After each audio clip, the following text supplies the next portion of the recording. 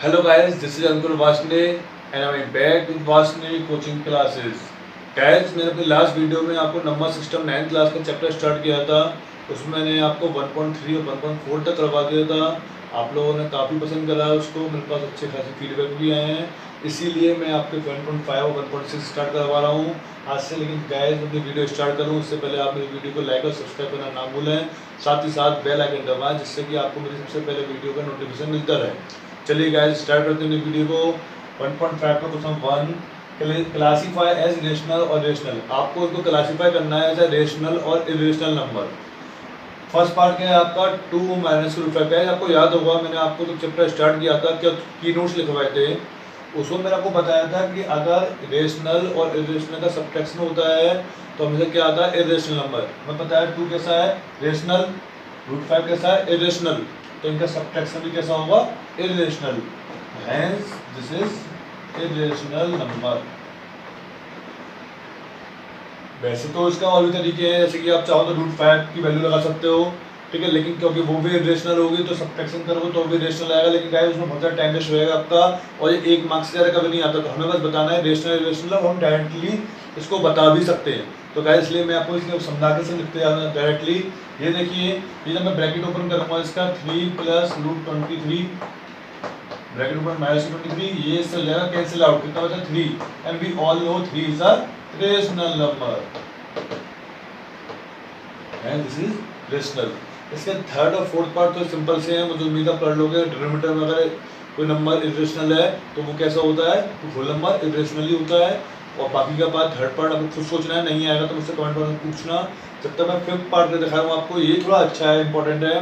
क्यों? क्योंकि इसमें ये जो आ रहा है, क्या कहते हैं इसको, पाई। यस, पाई। आपको बता दूं मैं, पाई इज एन इरेशनल नंबर। क्यों? क्योंकि आप जो पढ़ते हैं, जो आपने 6, 7, 8 में पढ़ा है, एरिया सर्कमफ्रेंस में, आपकी वैल्यू लगाते हो 3 मैं कहना चाहता हूँ 1.314 लगाते जाइए आप। लेकिन गाइस वो लिमिटेड वैल्यू होती है, 3.14 जो वैल्यू होती है वो एक लिमिटेड वैल्यू होती है।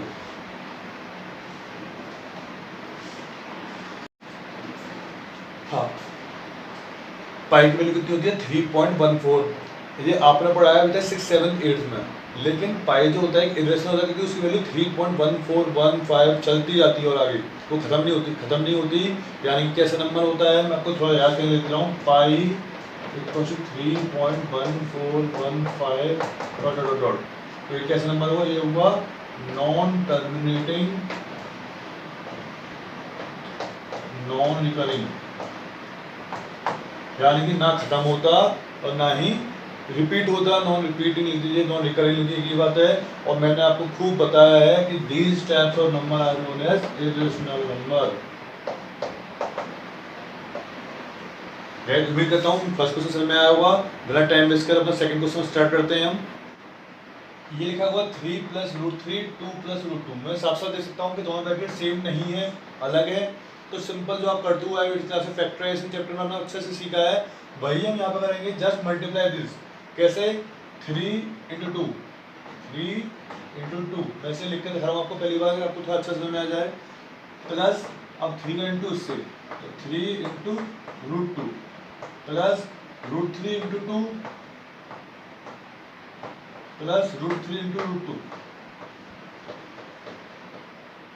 जस्ट मल्टीप्लाई 3 टू जा 6, 3 two root 2, 3 root 2 plus 2 root 3,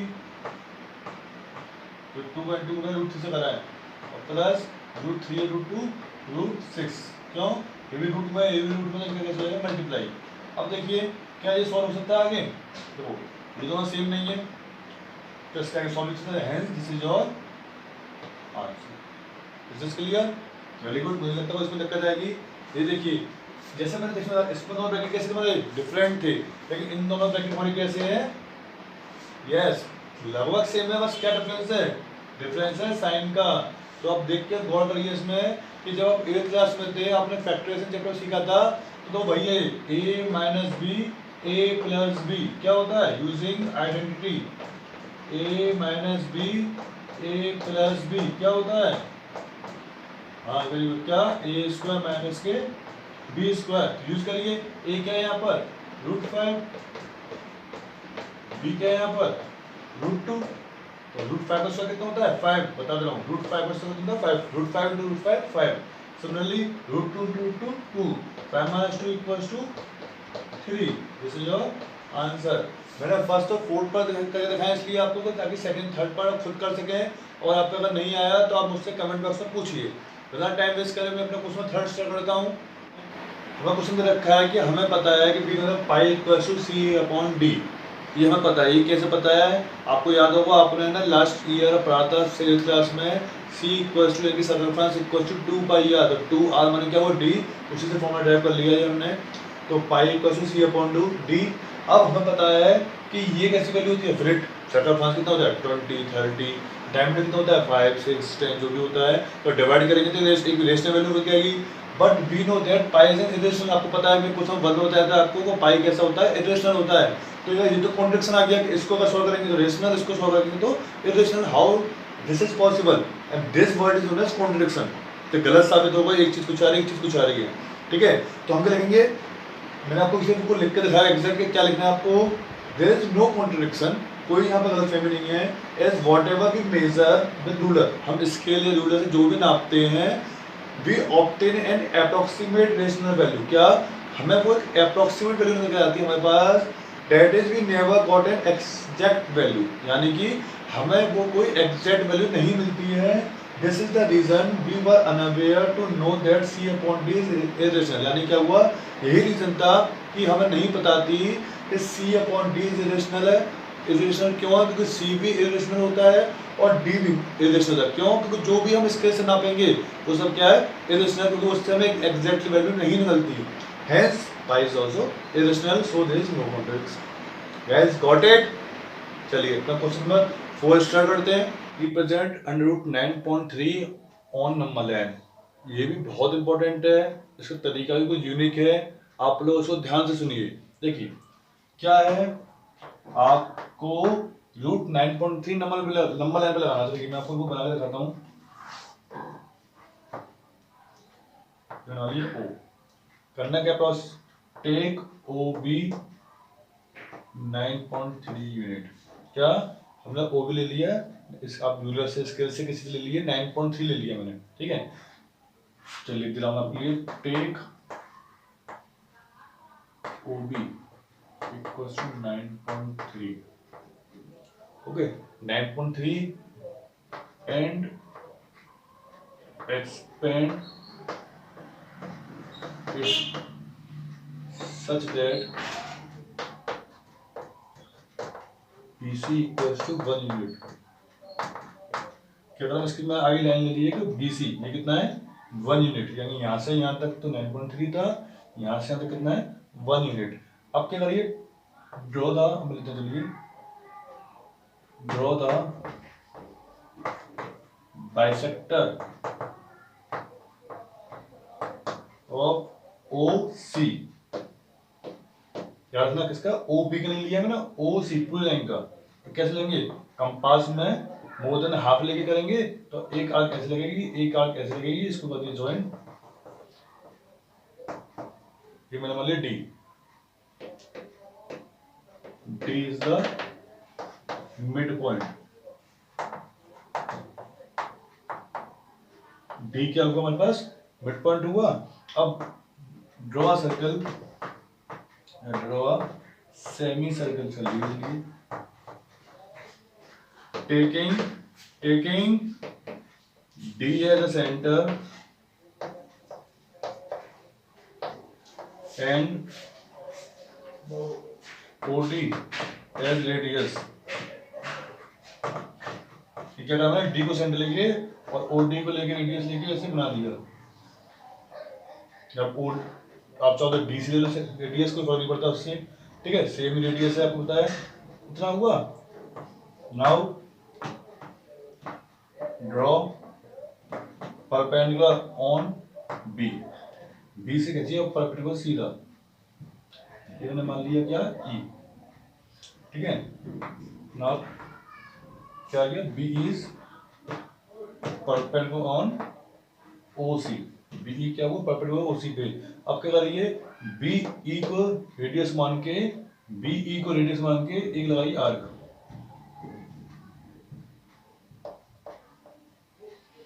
okay, क्या करा मैंने, बीई को रेडियस मान के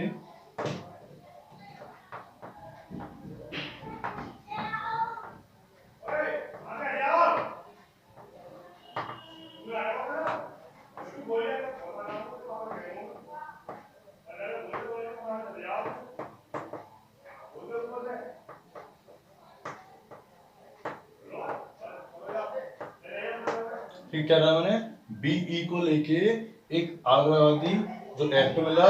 now B F equal to root 9.3। अब आपको इजी लगेगा, समझ में आ गया तो चलिए मैं जल्दी से रिवाइज करता हूँ, जल्दी से आपको समझ में आ जाएगा। पर इसको देखिए, ये तो थोड़ी आप खुद लिख लीजिए, मैंने जैसे मन से लिखा आप भी लिख सकते हो। मेन ये है, पहले लिया हमने ओ बी लिया 9.3 यूनिट का, आगे इसको एक्सपेंड किया 1 यूनिट तक, इसका ले लिया मैंने परपेंडिकुलर बाइसेक्टर, डी आगे मिड पॉइंट इससे। अब डी को सेंटर, ओ डी को रेडियस, डी सी को क्योंकि रेडियस है तो इक्वली आएंगी, इनको रेडियस लेके मत लगा दी, आगे लगा दी मैंने, सर्कल बना दिया पूरा एक, बी से खींचे परपेंडिकुलर, अब बी को सेंटर, बीई को रेडियस लेके लगा दिए आर्क, एफ पे मिला, और बी एफ क्या होगा आपका रूट 9.3। इसको आप खुद करके देखिए और एक बार तो आपका पक्का हो जाएगा। मैं इस एक्सरसाइज के लास्ट क्वेश्चन यानी क्वेश्चन 5 पे आता हूँ, रेशनलाइज ए पार्ट देखिए, इसका क्या है 1/√7। रेशनलाइज क्या होता है कि डिनोमिनेटर में हमें इसका अंडर रूट हटाना है, चाहे आंसर जो होगा उसमें हमें अंडर रूट में आंसर कभी नहीं देते जाते हैं इस चीज़ को, इसीलिए कहा जाता है रेशनलाइज। तो अब आपको दिख रहा है कि अंडर रूट में लगा हुआ है 7, तो क्या करेंगे, रेशनलाइज क्या होता है 1/√7। अगर सिंगुलर लिखा हुआ √7 कोई साइन नहीं लगा हुआ तो क्या करेंगे, सिर्फ सिंपली √7 से तो मल्टीप्लाई ऊपर नीचे न्यूमरेटर डिनोमिनेटर में, तो 1 × √7 और ये कितना हुआ √7 7। This is your answer. लगा ना इसी, वेरी गुड। ये देखिए थोड़ा मैं इसे दोनों तरह के दो पार्ट, एक पार्ट ले लिया है, सेकंड थर्ड को सेम इसी के जैसे वो खुद करिए आप लोग। ये देखो साइन लगा वो बीच में, अगर बीच में साइन लगा होता है तो क्या करते हैं, इस साइन का अपोजिट साइन ले लीजिए और ऊपर से कर दो मल्टीप्लाई, न्यूमरेटर डिनोमिनेटर में माइनस है तो प्लस लिया, और प्लस होता तो मैं माइनस लेता। दिस ओके, क्या माइनस है तो प्लस लिया, प्लस होता है माइनस का 2 पड़ता, तो √7 प्लस के 2 a minus B a plus B, तो a² माइनस के b²,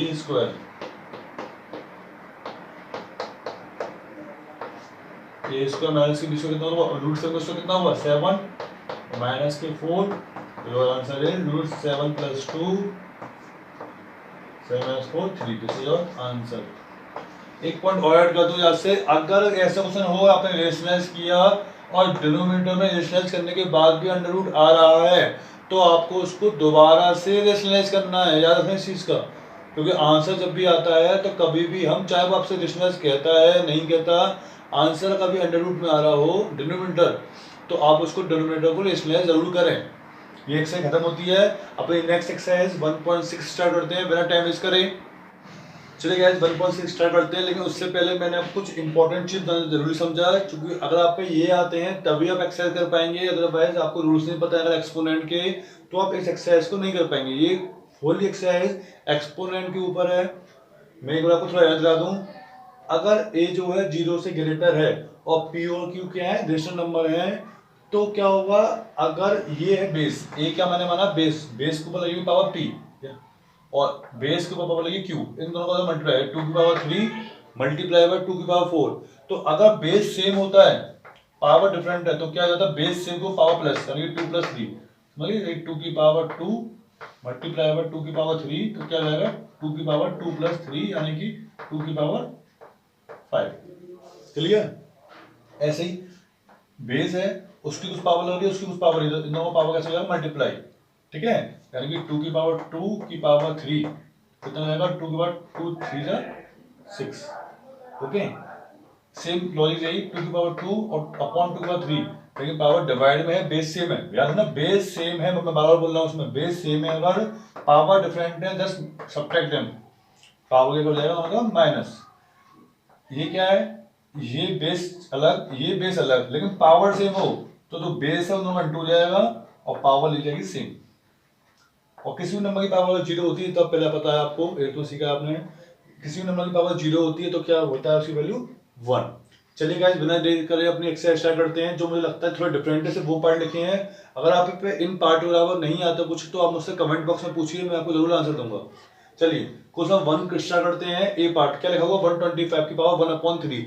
हर पार्ट सेम इसका ऐसा ही है, सबसे अच्छा पार्ट ये लिखा है, लास्ट वाला पार्ट है डी पार्ट है, जो भी पार्ट हो गया क्या होगा 5 की, ये कितना है 125, ये कितना होता है 5 की पावर 3। और पहले क्या लिखा हुआ 1/3, 3 कैंसिल, कितना हुआ 5 की पावर 1, यानी कि आप चाहे तो सर रूल्स भी लिख सकते हैं और अच्छा रहेगा, ठीक है। ये देखिए सी वाला पार्ट 60 लिखा हुआ है, 2 की पावर 4 इंटू 3 की पावर 4। आप चाहे तो ब्रैकेट लगा सकते हो दोबारा, फिर ज्यादा रूल लग जाएगा इसमें, ये वाला, ठीक है। 4 से 4 कैंसिल, तो 2 की पावर 3, 2 की power 3 equals to 8। This is your answer. D part देखिए 125, तो 5 की पावर 3 इंटू माइनस के 1 की पावर 3 कैंसिल, 5 की पावर -1, तो -1 क्या हुआ, रिवर्स कर दीजिए तो कितना होगा 1/5 इज योर आंसर। मतलब माइनस की पावर होती है तो उसको रिवर्स कर देते हैं, इसमें ऐड कर लीजिए आप चाहिए तो एफ करके कि किसी भी नंबर की पावर माइनस होती है तो उसका क्या होगा 1/रिवर्स। ओके, क्वेश्चन 3 देखिए, इसमें क्या बेस सेम पावर डिफरेंट है, बेस सेम पावर डिफरेंट है, तो ये लग गया बेस सेम पावर डिफरेंट, तो क्या होगा 2 की power 2/3 plus 1/5। Just take LCM, 3 5 का एलसीएम 15, 3 5 जा 5 2 जा 10 प्लस 5 3 जा 3 into 1 3, कितना आ गया 2 की power 13/15 is your answer. Last part divide हो रहा है, बेस सेम है पावर डिफरेंट है, तो 11 की पावर 1/2 माइनस के 1/4, तो बेस सेम है पावर अलग है, डिवीजन हो रहा है, ये लगा सब्ट्रैक्ट कर दीजिए,